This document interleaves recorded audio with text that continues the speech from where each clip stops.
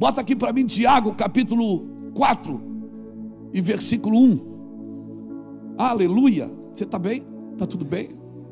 Isso, dá uma relaxada. Quer ficar de pé para mexer um pouco? Não, está tudo bem?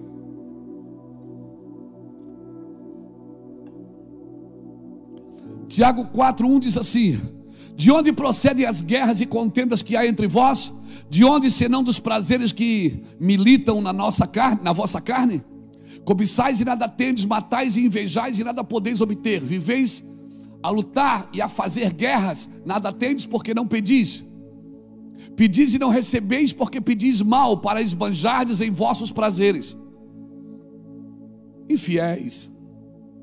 Algumas traduções dizem adúlteros. Não compreendeis que a amizade do mundo é inimiga de Deus?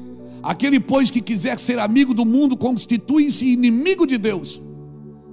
Ou supondes que em vão afirma as Escrituras, é com ciúme que por nós anseia o Espírito? O que está escrito aqui? Que o Espírito tem ciúme de mim? Quando você trai ele por alguma outra coisa, ele tem ciúme. Querido, né, irmão? Que querido, né? Ele tem ciúme. Aleluia. Que ele fez habitar em nós. Antes ele dá maior graça, pelo que diz: Deus resiste aos soberbos, mas dá graça aos humildes. Sujeitai-vos, portanto, a Deus, mas resisti ao diabo, e ele fugirá de vós. Ninguém consegue resistir ao diabo sem primeiro se sujeitar a Deus. Ninguém vai conseguir vencer Satanás sem primeiro se sujeitar a Deus. Vamos lá, 8. Chegai-vos a Deus e ele se chegará a vós outros. Purificai as mãos, pecadores, e vós que sois de ânimo dobre, limpai o coração. Afligi-vos, lamentai e chorai. Converta-se o vosso riso em pranto e a vossa alegria em tristeza. Como é que é isso? Ele está dizendo para me parar de rir e chorar? Ele está dizendo: afligi-vos, volta lá no 9. Afligi-vos, lamentai e chorai. Converta-se o vosso riso em pranto e a vossa alegria em tristeza. Vai. Humilhai-vos na presença do Senhor e Ele vos exaltará. O 11 e o 12 ainda. Irmãos, não faleis mal. Aqui não devia ter postado, né?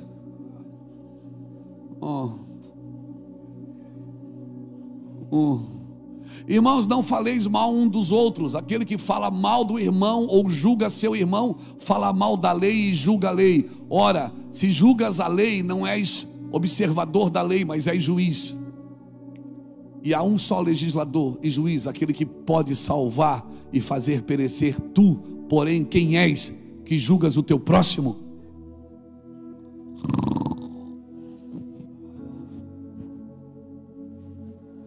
Irmão, você pode repetir o uau? Glória a Deus, que uau bonito, irmão. Glória a Deus. Pastor, mas como é que eu detecto o orgulho em mim? Irmão, orgulho é que nem mau hálito. Quem tem não sabe que tem. E sabe quem é que tem mau hálito? Quem não tem amigo para olhar para ele e dizer: cara, vai escovar o dente. Quer uma balinha? Porque se você tem amigo, você não tem mau hálito. E quem é que tem orgulho? Quem não tem amigo. Porque se tem amigo, o amigo confronta. Me disse: cara, para, isso aí é orgulho. É orgulho. Como é que eu detecto o orgulho que vive em mim? Primeiro, quer notar? Quando você melhorou sua performance, mas não a sua busca. Você ficou bom em tudo que você faz para Deus. Paulo disse que deixava tudo para ganhar a Cristo. Paulo já fazia tudo para Deus. Ele disse que eu deixo tudo por causa de Cristo. Filipenses 3, 7 e 8. E ele chama o resto de refúgio. Então, quando você buscar o Senhor, não busque e não pergunte até quando. Busque até nada mais importar para você do que a Cristo. Quando é que eu sei que a minha busca está dando resultado?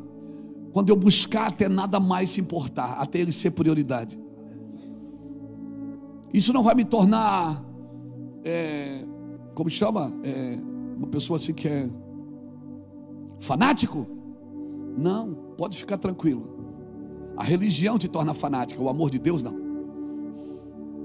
Amém? Você está melhorando sua performance e sua busca, e não a sua busca. Você está quebrando recordes toda semana de jejum, de oração, de ir no monte. Cara, você ficou bom pra caramba. Mas a sua busca por Cristo, por amor a Cristo, ela não alterou em nada. O que alterou foi a sua performance, o seu serviço. Seu coração está orgulhoso porque melhorou a sua performance, mas o seu coração não tem a mesma paixão por Cristo. Deus não quer que eu busque, Ele quer que eu queira buscar. Eu tenho que querer Ele. Não é só ir, é ir porque eu quero. Amém? Buscar com paixão, sem distração, com paixão sobrenatural. E o pior, irmão, práticas espirituais podem produzir arrogância. As pessoas evangélicas, pseudos evangélicas que eu conheço, que são mais arrogantes, são aqueles que têm mais práticas espirituais. Depois você lê, eu não vou ler porque tem 23 versículos, mas depois você lê Colossenses capítulo 2 inteiro, estuda na sua casa o capítulo 2, dever de casa para domingo. Colossenses capítulo 2, estude na sua casa. Você vai ver ali o cuidado que eu preciso ter, cuidado com o que vos ensina. Paulo está ensinando em Colossos, ele está dizendo: não use sacrifício da carne para gerar espiritualidade. Carne não se sacrifica, se mata. Então não adianta você sacrificar a carne para gerar espiritualidade. Não adianta. Se a santidade que nós alcançamos é só fruto do nosso esforço e da nossa performance, isso não é santidade, é orgulho religioso. Amém, irmãos? Amém, irmãos? Porque certas práticas espirituais produzem mais arrogância e soberba do que a espiritualidade. E se você ler, você vai ver Paulo dizendo que muitos em Colossos praticavam esses princípios carnais e filosóficos, usando o quê? Usando ideologias que não produzem espiritualidade. Então, quando cresce a minha performance, mas não a minha busca por Cristo, certamente isso vai gerar um orgulho dentro de mim. Segunda coisa, quando você não entende que tudo que precisa de arrependimento é pecado. Irmão, tudo que precisa de arrependimento é pecado. Lembra quando ele fala em Apocalipse capítulo 2, ele fala para a igreja de Éfeso, o que é que ele diz para a igreja de Éfeso?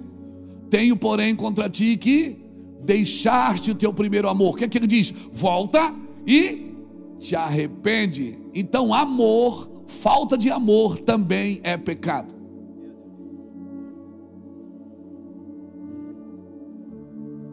Então pecado não é só fazer a coisa errada, é deixar de amar. Pecou? Pegou? Pecou não? Pegou? Pecado não é só fazer as coisas erradas. Tiago 4,17 diz que se está na tua mão o poder de fazer o bem e tu não fazes, cometes grande pecado. A falta de amor pelo próximo também é pecado. Deixar de tornar importante aquilo que é importante é pecado. E se eu empurrar meu cristianismo com a barriga, é porque ele tem pouca importância. Se eu não tenho mais a intensidade, aquela vontade louca, aquela paixão que me gera lágrimas, se eu não tenho mais isso, irmãos, certamente eu preciso me refazer no Senhor. Se eu botei o meu cristianismo no piloto automático, eu preciso me refazer no Senhor. Às vezes é muito perigoso o seu trabalho para o Senhor se tornar mais importante do que o próprio Senhor na sua vida. Eu estou no ministério e eu sei o que eu estou te dizendo. Às vezes eu tenho que parar o trabalho para voltar para o Senhor. Mas eu trabalho para o Senhor, mas eu tenho que parar o trabalho para o Senhor, para voltar para o Senhor. Por quê? Porque o trabalho se tornou mais importante do que o próprio Senhor do trabalho. Você está me entendendo? Aleluia. Terceiro, quando você não entende que o propósito da redenção é adoração. Ninguém, a redenção, a graça, Jesus te salvou, você não precisou fazer nada. Mas existe um lugar de redenção para você viver nele. E essa redenção vai trazer em você restituição de coisas que você deixou pelo caminho, que nós vamos deixando pelo caminho. Irmão, o propósito da redenção é adoração. Êxodo capítulo 4, quando ele manda Moisés e Arão ir falar com o faraó, ele disse: deixa meu povo ir para que me sirva e me adore no deserto. Ou seja, o propósito da redenção é adoração. O anseio do coração de Deus era sempre estar sendo adorado. Não que ele precise, mas eu preciso por causa da minha redenção. Enquanto mais eu adoro, mais redimido eu me torno, mais longe do pecado eu me torno. Eu estou falando de adoração. Amém, irmãos?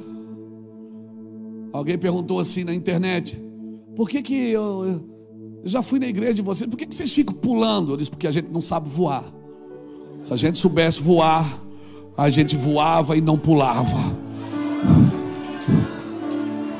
Mas não sei para que ficar pulando na hora da... porque a gente queria voar, queria pegar. Mas não é exagero, é exagero. Eu amo o exagero.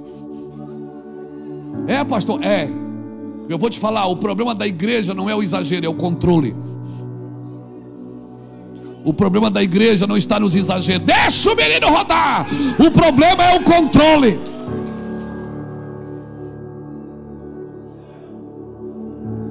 Então por que fica pulando, dançando? Porque a gente queria mesmo era voar. Eu queria mesmo era botar uma tirolesa lá de cima. E na hora de chamar o pastor Luiz para pregar, eu descer de tirolesa. Uma ideia para o templo novo. Exagerado. Mas para que isso? É bom, irmão. É bom. O cara mais exagerado da Bíblia, que adorava a Deus, exagerado, que tirava a roupa, que tirava a coroa, que dançava, que pulava. Sabe como é que ele é conhecido na Bíblia? Como o maior adorador das Escrituras, como o homem segundo o meu coração. E também sabe como é que ele é conhecido na Bíblia? O maior guerreiro, porque adoração e guerra caminham juntas. Quanto mais você adora, mais guerreiro você se torna. Aleluia, alguém está me entendendo aqui? Então pula, dança, irmão, corre, fica à vontade. Aleluia, aleluia. Você está muito sóbrio.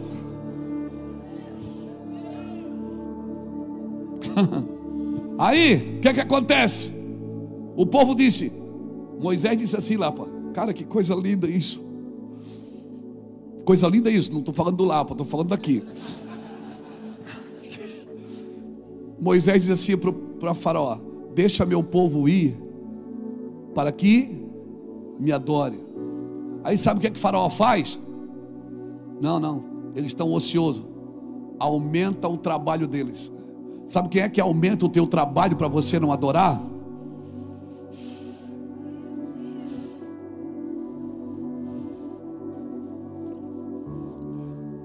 E todo obreiro da casa do Senhor que só trabalha e não adora, serve mal. Porque serve segundo a sua vontade e não segundo a vontade de Deus. Serve do seu jeito. Ninguém dá glória a Deus para o pastor Luiz. Dá glória a Deus aí para Jesus. Deus está falando com você. Todo servo ele tem que ser adorador. Se não der tempo para fazer, a gente faz amanhã. Mas por favor, não saia do altar. A Maria sempre escolhe a melhor parte, irmão. O trabalho da Marta é importante, mas a Maria sempre, ninguém tira ela dali. Não tire ela dali, deixa ela ali. Mas tem que fazer a obra.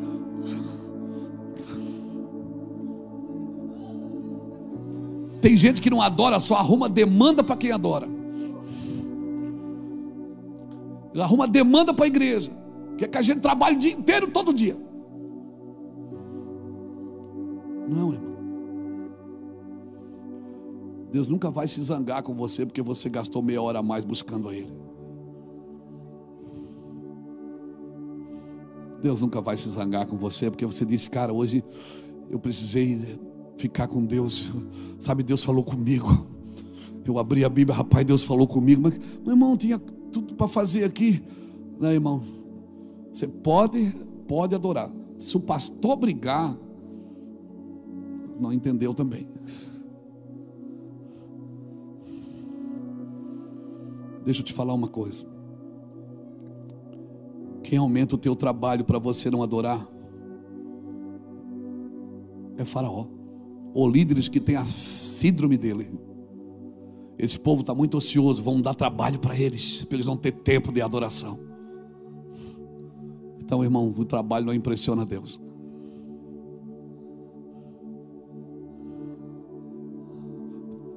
Estou adorando. Mas está cheio de coisa para fazer. Faça você. E eu te garanto, quando você sair dali, pelo menos uns 30% do que você tinha que fazer já está pronto, já está resolvido. Por quê? Porque as coisas vão indo para o lugar na medida que Deus vai fazendo, irmãos. Tem uma cosmovisão correta daquilo que Deus quer de você. Ei, tem uma cosmovisão correta daquilo que Deus quer de você. Ler é importante. Só que a Bíblia não é a comida, a Bíblia é o menu. A Bíblia, ela não é a comida. A Bíblia é o menu, a comida é Cristo. Quem come da minha carne e bebe do meu sangue, esse permanece em mim. Você não se alimenta da Bíblia, você se alimenta de Cristo. A Bíblia é o teu menu. Você está me entendendo? Então vai para casa comer de Cristo hoje, irmão. A quarta coisa que eu identifico, que ainda tem orgulho em mim, quando você substitui profecias por frase de efeitos.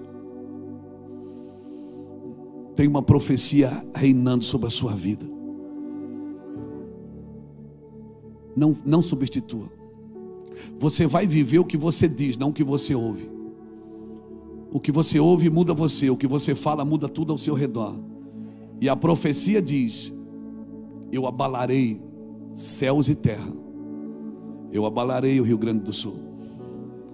Eu abalarei Santa Catarina, eu abalarei o Brasil, eu abalarei o Oriente, eu abalarei o mundo, para que o inabalável permaneça.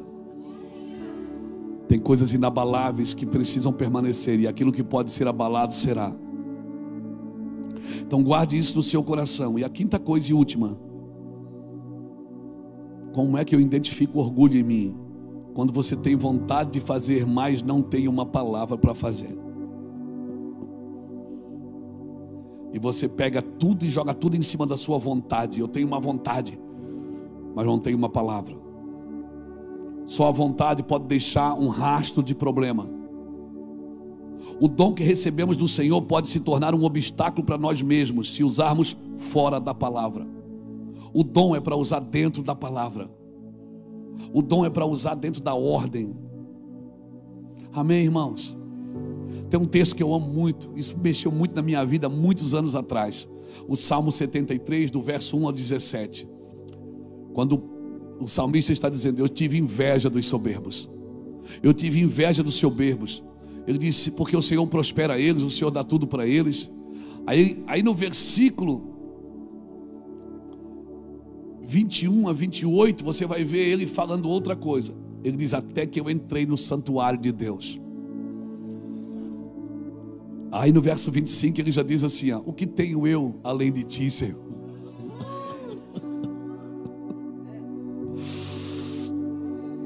E não há na terra quem eu deseje mais do que tu.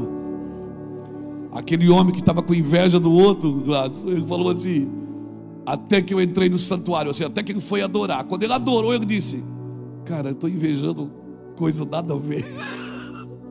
Pastor, já viveu isso? Já. Eu já quis ser o maior pregador do Brasil. Eu já quis ter a maior igreja do estado. Eu já quis ser o cara mais famoso do evangelho. É, pastor? Fui, eu quis. Faz tempo, mas eu quis. E graças a Deus que eu tenho amigos que falavam para mim que eu estava com mau hálito. Graças a Deus que eu tinha amigos que, de verdade, que diziam: você está com mau hálito. E eu queria bater neles, mas eles me deram uma balinha chamada misericórdia. E eu fui buscar Deus, e Deus disse: para que você quer ser grande? Para quê? Não está bom assim? Eu digo: está lindo, Jesus. Ele disse: Luiz, quem quiser ser o maior, seja como o menor. Faz anos isso, irmãos. Eu também quis ser, até que eu entrei no santuário. E quando eu entrei no santuário,